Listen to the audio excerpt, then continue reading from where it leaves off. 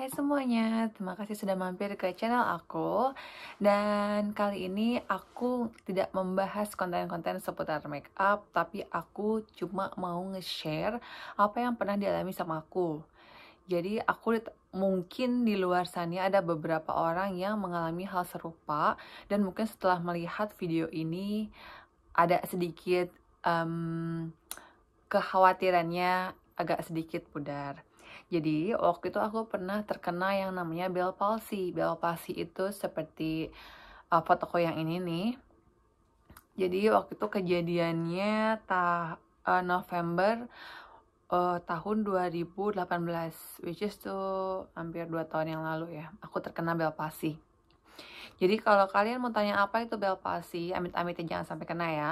Bell palsy itu sebenarnya itu adalah kelumpuhan pada otot wajah yang menyebabkan salah satu sisi wajahnya itu mengalami kelemahan. Dia tuh tiba-tiba aja gitu muncul tanpa kita tahu dia bakal terjadi gitu kan.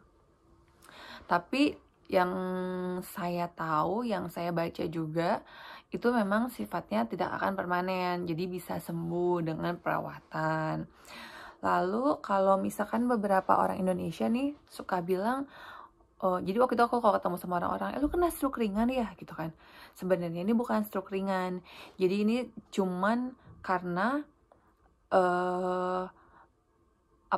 ya bagian wajahnya aja yang otot-ototnya hanya mengalami kelumpuhan dan hanya di sekitar otot wajah saja. Jadi tiap orang juga sembuhnya bisa beda-beda.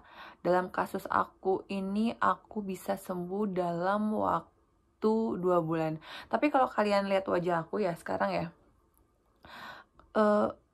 kalian bisa, kalau ngeliat video-video aku, kalian bisa ngerasain deh, kadang kalau aku ngomong, ini alis aku doang yang lebih tinggi dibandingkan yang ini. Kalau menurut aku sih ini udah 2 tahun tapi masih agak sedikit lemah, dan aku nggak tahu deh, kalau aku senyum agak ya nggak sih, beda kan.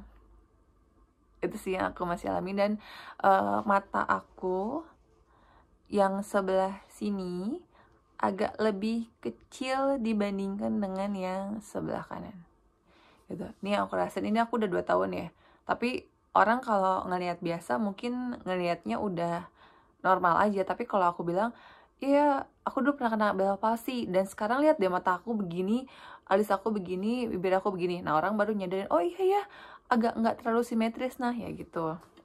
Terus pada waktu itu juga aku pernah nonton nih, pas waktu kejadian kan bingung dong mau nanya siapa gitu kan. Aku sering lah akhirnya searching di Google, aku nonton video gimana cara menyembuhkan Bell palsy ini. Ternyata ada juga TKW di Hong Kong yang memang dia maksudnya tidak pergi ke dokter karena keterbatasan biaya di sana. Mungkin kalau di sana kan biaya untuk berobat agak lumayan mahal ya. Jadi dia cuman penyembuhannya hanya lewat dia menggunakan botol yang diisi dengan air hangat, setiap hari dia kompres di bagian wajahnya itu. Gitu doang dia perawatan. Dan itu dia bilang sih 2 minggu dia berhasil. Sama di pijit-pijit ke bagian atas itu, biar otot-ototnya nggak melemah lagi begitu. Terus penyebab si Bell palsy ini juga belum diketahui secara pasti. Maksudnya gini, kalau kalian searching di Google, penyebabnya itu kan bisa macam-macam.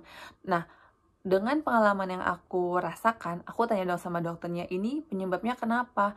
Jangan sampai apa yang pernah kesalahan yang aku lakukan, aku ulangin lagi dan aku sakit lagi gitu loh. Dan dokter pun tidak bisa menjawab, memberikan statement, oh iya kamu sakit Bell palsy ini gara-gara misalkan kamu tidur selalu madep ke kanan, karena AC-nya selalu kena menyorot muka yang sebelah sini. Nggak bisa begitu. Jadi penyebabnya memang tidak bisa diketahui secara pasti. Tapi beberapa alasan ini penyebabnya, salah satunya misalkan ya, aku udah ringkas dari Google. Pertama, saraf yang mengendalikan wajah otot ini mengalami peradangan. Peradangan ini menyebabkan sarafnya terhimpit sebagian atau keseluruhan, sehingga otot yang tersambung dengan saraf juga berhenti bekerja. Kondisi inilah yang membuat otot wajah lumpuh. Seperti itu yang aku sudah cari di Google. Lalu penyebab yang kedua ini adalah penyebabnya karena virus yang menyebabkan peradangan ini, sehingga peradangan inilah yang balik lagi ke yang poin yang tadi.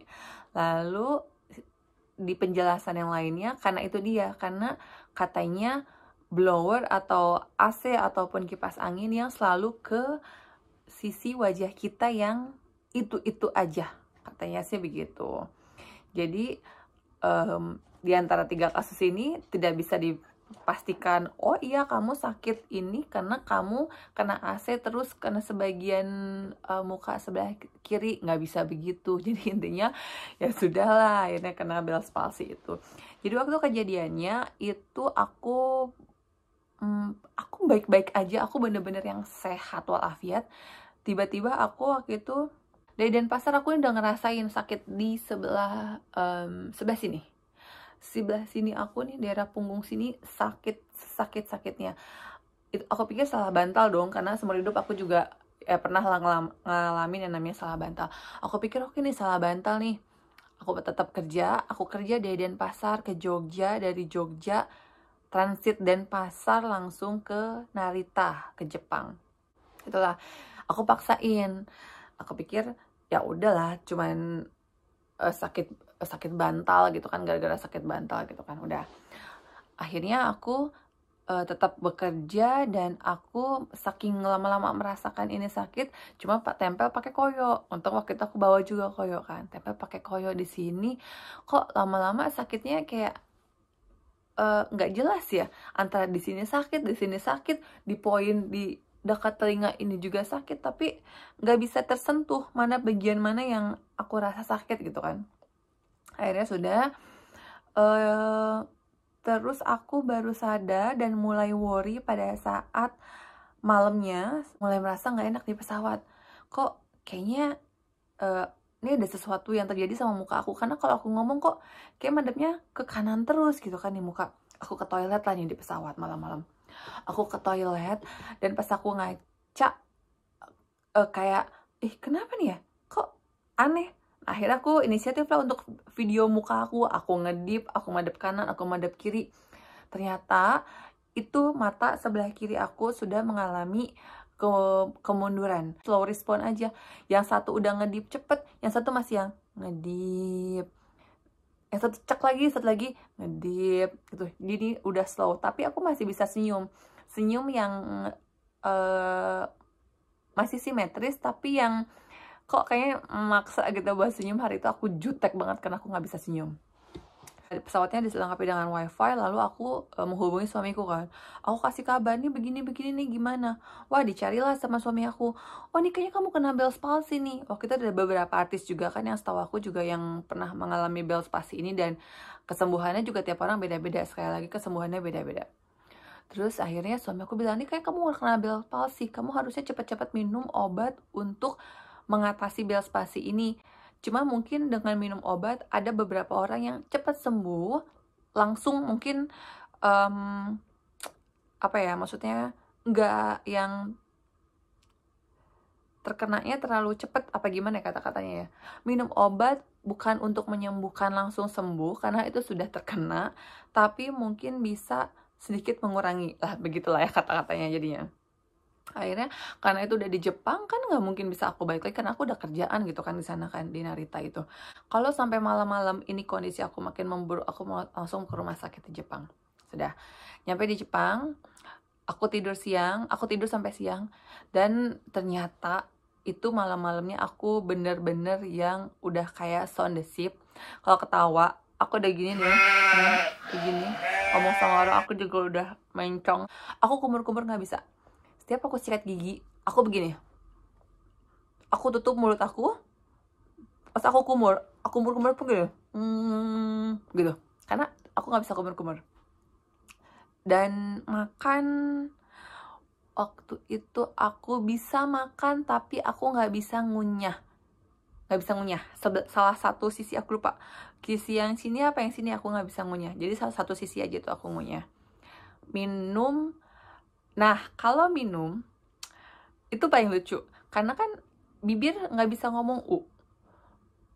Otomatis kalau kita ngomong u, ini botol minum langsung kan u gitu kan, langsung ke minum.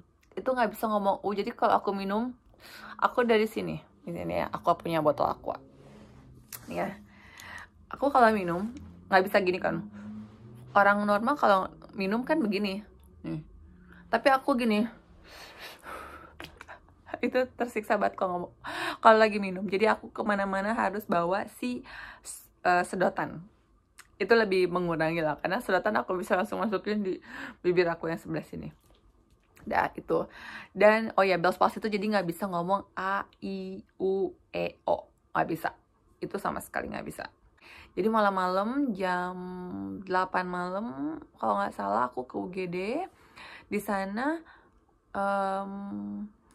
dokter-dokternya masih muda dan mereka bingung dengan percakapan kita gimana ya. Jadi kayak mereka nggak terlalu bisa bahasa Inggris, aku juga nggak bisa bahasa Jepang.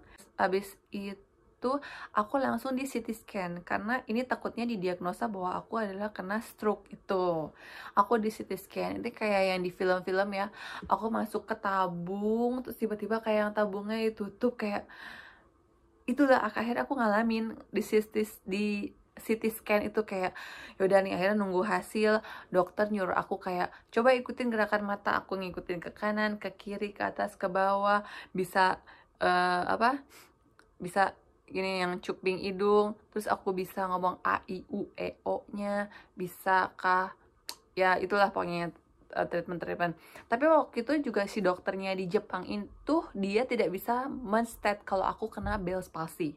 Jadi obat yang dia kasih ke aku hanya obat tetes mata, which is itu aku ditakutkan karena aku mengalami apa namanya infeksi mata, karena kan nggak bisa tutup. Jadi aku tutupnya malam itu udah manual, yang satu begini, yang satu lagi aku harus tutup begini, aku tutup lagi begini, seperti itu. Nah akhirnya besokannya aku sudah landing di Bali kan ya, aku langsung ke dokter, baru ketemu sama dokter langsung ngomong kayak gini, oh kamu kena Bell's palsy, udah langsung gitu dia. Jadi di sana di Bali aku langsung melakukan fisioterapi. Fisioterapinya itu yang aku lakukan seminggu 3 kali dengan biaya kalau nggak salah 300.000 setiap terapinya. Tapi kalau kalian misalkan budget itu terlalu tinggi di rumah sakit, kalian bisa di home terapinya. Biasanya di orang terapinya itu dia di rumahnya buka klinik kan. Nah, sekitar 100 sampai 150.000. Tapi kan karena di rumah sakit dia bekerja sama dengan rumah sakit, makanya harganya lebih mahal, jadi 300.000-an. Dan karena aku punya asuransi, makanya aku memutuskan untuk di rumah sakit saja biar gratis. Lalu terapi yang dilakukan itu yang pertama aku dikasih minyak sama mereka. Dikasih minyak, aku dipijit-pijit sampai ke atas, semuanya mendep ke atas karena bener-bener yang turun begini mukaku. Naik ke atas, terus dikasih fisioterapi ultrasound, dipijit-pijit, dikasih magnetin juga, dikasih treatment apa ya, stimulasi simulasi listrik yang aku kayak itu, terus sama infra merah sama 15 menit. Jadi total terapi hampir sekitar setengah jam sampai 45 menit sampai 1 jam lah begitu. Dan dokter juga selalu menyarankan aku untuk selalu kompres dengan air hangat. Jadi aku beli di Miniso. Nah, alatnya seperti ini nih. Kalian cuman kompres pakai isi dengan air hangat lalu kompres tiap malam dan sambil melakukan pijit. Jadi kalau misalkan kalian nggak ada water bag itu, kalian juga bisa masukin ke dalam aqua, ke dalam mineral water maksudnya, isi air hangat, kalian rajin kompres, dinaikin ke atas kayak gini. Itu setiap kamu ingat kamu harus kompres, kamu harus kompres. Jadi nggak ada waktu kayak harus sejam sekali, harus 2 jam sekali, nggak, setiap mungkin. Ya jadi begitu, semoga sih ini info yang aku berikan bermanfaat bagi yang kalian memang membutuhkannya. Jangan terlalu panik. Menurut aku kalau kalian mengalami ini, kalian bisa langsung konsultasikan saja ke dokter terdekat, lalu ikuti sama yang dokter anjurkan. Terima kasih sudah menonton video ini ya, semoga bermanfaat bagi kamu dan semoga dijauhkan juga, jangan sampai kena kayak gitu ya, amin. Bye, terima kasih, see you on next video. Bye.